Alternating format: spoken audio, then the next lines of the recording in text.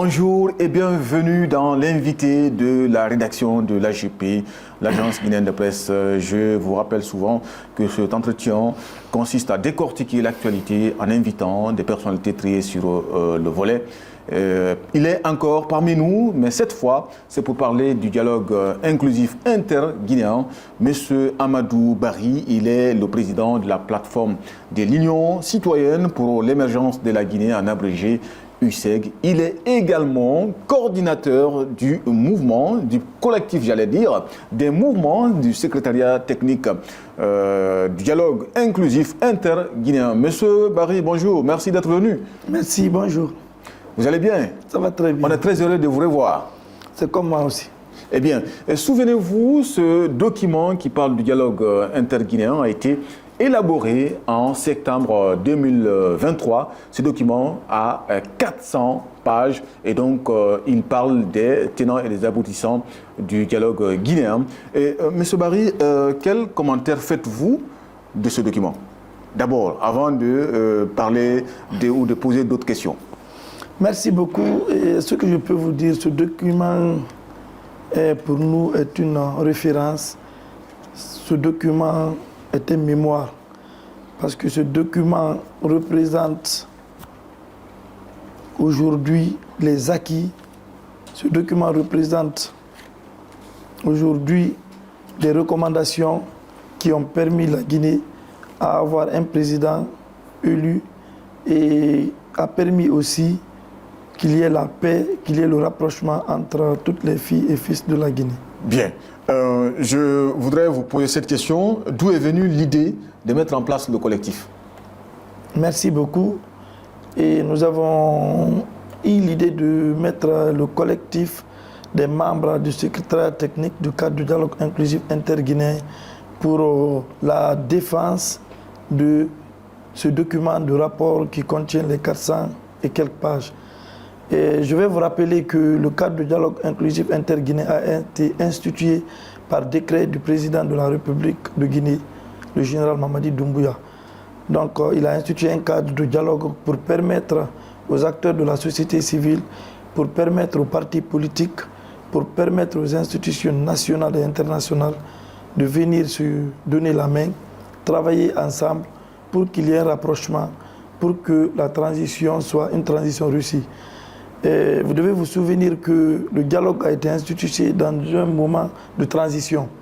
Donc c'est en cela que ce cadre de dialogue a été mis en place pour travailler ensemble sur les grandes orientations du pays.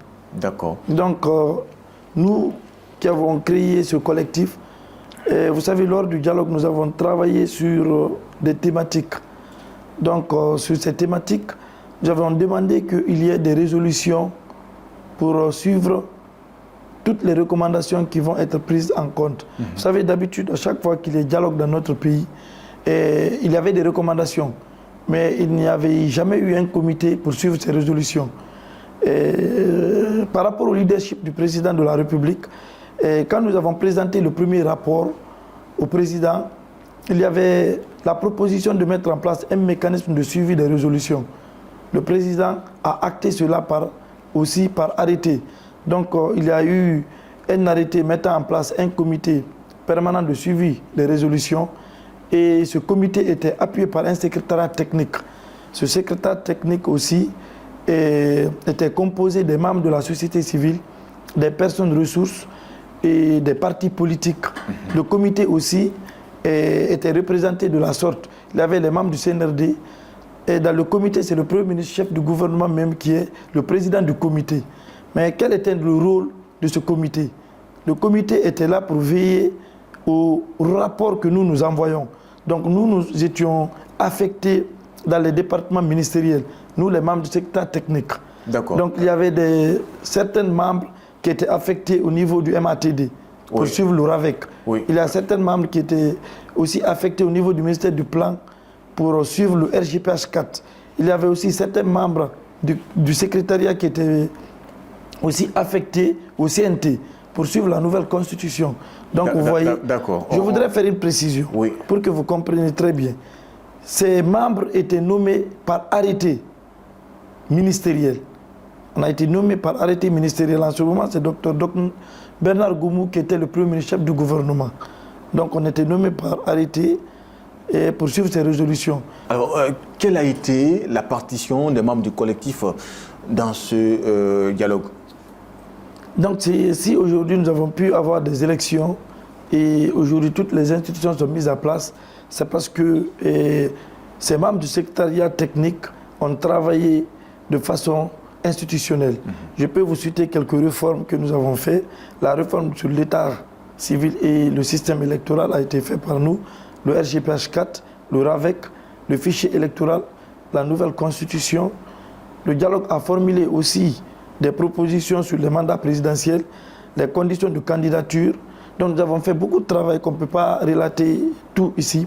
Mais si nous avons créé le collectif, c'est un collectif qui fait un plaidoyer au président de la République pour lui dire qu'aujourd'hui, ce dialogue était naquis pour lui.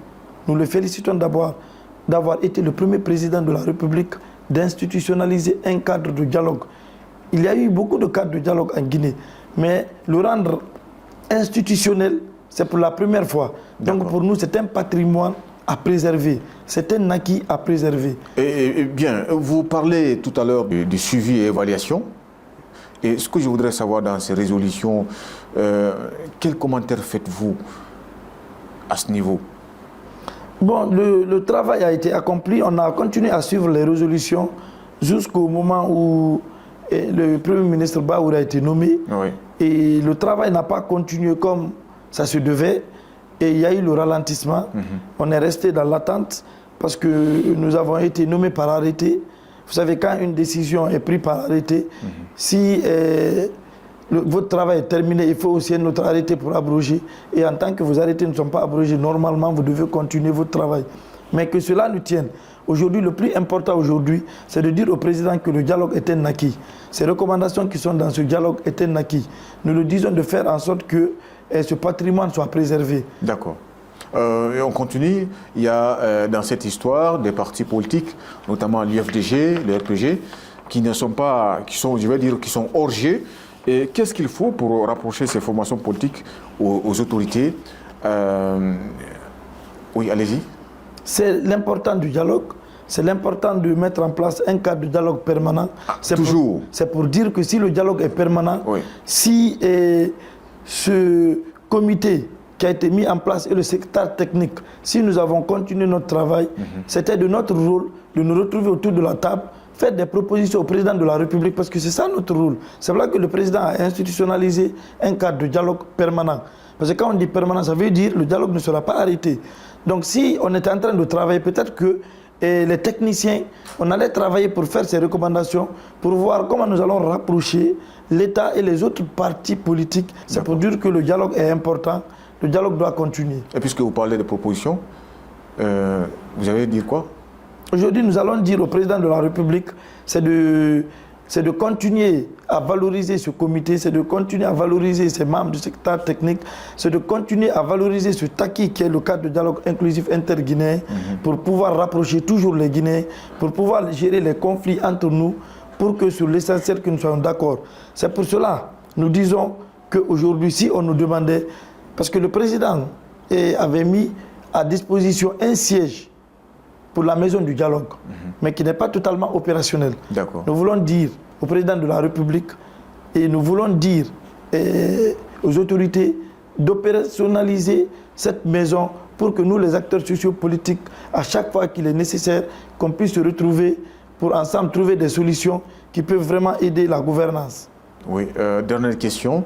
Et ce document que je viens de présenter tout à l'heure contient aussi... parle aussi, j'allais dire, des primes. Un commentaire là-dessus? Oui, les membres du comité et du secrétariat technique sont primés par une allocation spéciale d'un budget qui est logé à la primature.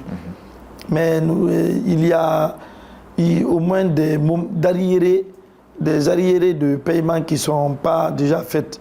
Mais l'objectif de notre collectif, ce n'est pas que parler de primes, parce que nous avons travaillé pour notre pays.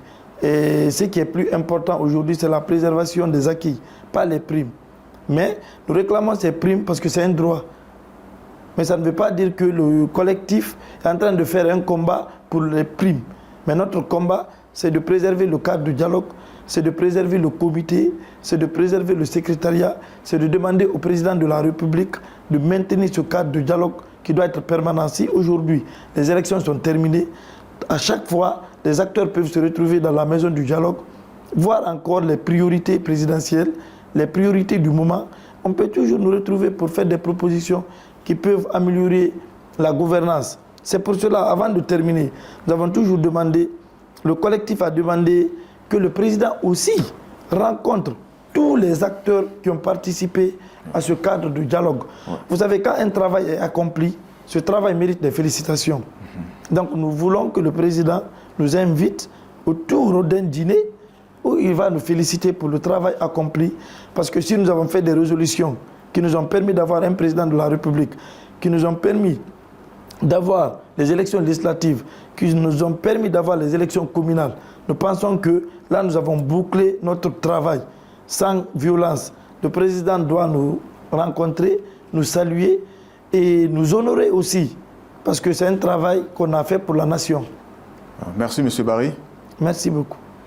Amadou Barry est président de la plateforme de l'Union citoyenne pour l'émergence de la Guinée, en abrégé UCEG. Il est également coordinateur du collectif des mouvements du secrétariat technique du cadre de dialogue inter-guinéen. Donc il était là pour parler des acquis du dialogue guinéen. J'ai présenté tout à l'heure le document qui a été élaboré en septembre 2023, un document qui a plus de 400 pages. Et donc il a parlé des acquis, des avantages de ce document. Il a sollicité, il a demandé au président de la République de valoriser ce document parce qu'il est important selon lui. Mesdames et messieurs, merci à vous, merci aux téléspectateurs, merci aux internautes, merci également à l'équipe technique de l'AGP, l'Agence guinéenne de presse, à nos amis de la RTG qui diffusent tout le temps cet entretien. Et puis, je vous invite à consulter notre site web, le www.agpguinée.com. AGP au cœur de l'information.